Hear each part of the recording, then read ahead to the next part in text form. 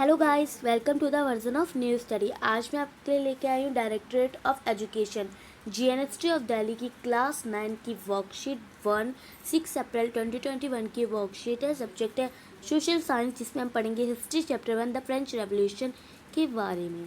आप name of student and name of class teacher डाल दीजिएगा। Worksheet 1 France in late 18th century. France की जो लेट 18th सेंचुरी है उसके बारे में। फ्रेंच सोसाइटी में 3 स्टेट होते हैं, first state, second state, third state.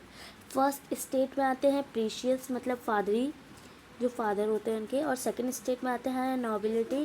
Third state में आते हैं बिग बिजनेसमैन, मर्चेंट्स, दुकानदार, court official, lawyer, peasants and artisan, small peasant, landless labours और servants.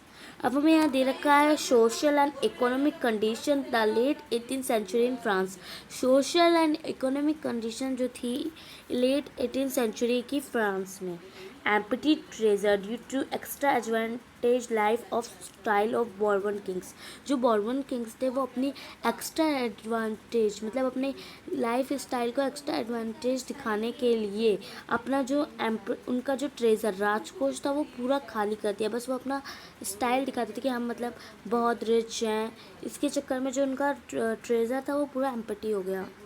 Due to prolonged war hence France a debate of almost 1 to 2 billion livres. जो लगातार France में युद्ध हुए थे उसके कारण लगभग इन पर 1 से लेकर 2 बिलियन लाइवर्स तक का कर्ज हो गया। Almost 90% of the population was a peasant, but 60% of the land was owned of by nobility, the church and the rich class of the third state. जो ऑलमोस्ट 90% पॉपुलेशन थी किसानों की, उनमें से लेकिन लगभग 90% पॉपुलेशन थी पीजेंट्स की, पर लेकिन 60% जो लैंड थे वो नॉबिलिटी ने खुद उनके मालिक थे, और जो बाकी के स्टेट थे वो जो ज़मीन थी वो चर्च और रिच क्लास के जो थर्ड स्टेट के लोग थे उनके पास थी। मतलब किसानों के पास ज़मीन नहीं थी ज़्यादा। The first two status of the society had privileged by birth and they don't have to pay taxes. The burden of paying taxes was entirely on the third state. जो पहले और दूसरे स्टेट के लोग थे उन्हें मतलब जो फर्स्ट स्टेट और सेकंड स्टेट के थे उन्हें बचपन से ही प्रिविलेज बर्थ से ही एक विशेष अधिकार प्राप्त हो जाता था कि उन्हें टैक्स पे नहीं करना पड़ेगा, और जो उनका टैक्स होगा वो पे करेगी थर्ड स्टेट। फर्स्ट और सेकंड स्टेट का जो तो मतलब टैक्स होता है वो थर्ड स्टेट पे करती है। Subsistence crisis due to the rise in the prices of food grain. और अचानक से फूड ग्रेन का दाम बढ़ने की वजह से सब्सिस्टेंस क्रेज होने लगा, मतलब जीविका संकट।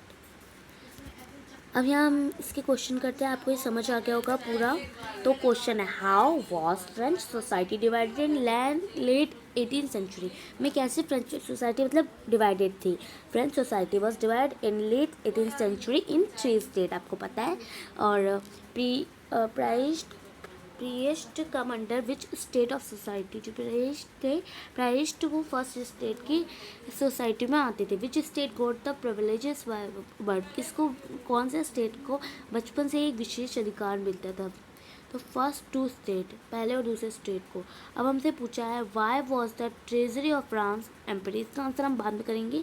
अभी हम इसका करते हैं। Do we have same system of taxation as it was prevailing during French revolution. Can explain your answer giving suitable example. क्या हमारे पास भी टैक्स का यही सेम सिस्टम है फ्रेंच रेवोल्यूशन जैसा। एक्सप्लेन करिए अपने आंसर को सुटेबल एग्जाम्पल से। No, we do not have same system of taxation as it was prevailing during French revolution.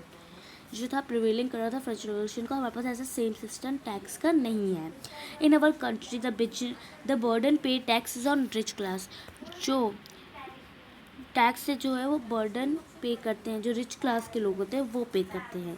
अब चलिए अब हम फोर्थ का वो समझते हैं। Five was the treasury of France empty.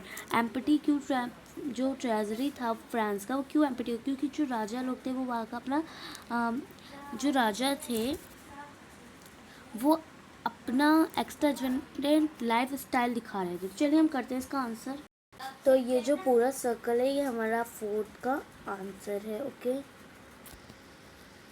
तो गाइज़ अगर आपको वर्कशीट का वीडियो अच्छा लगा हो तो प्लीज़ आप चैनल सब्सक्राइब कर दीजिएगा। Thank you.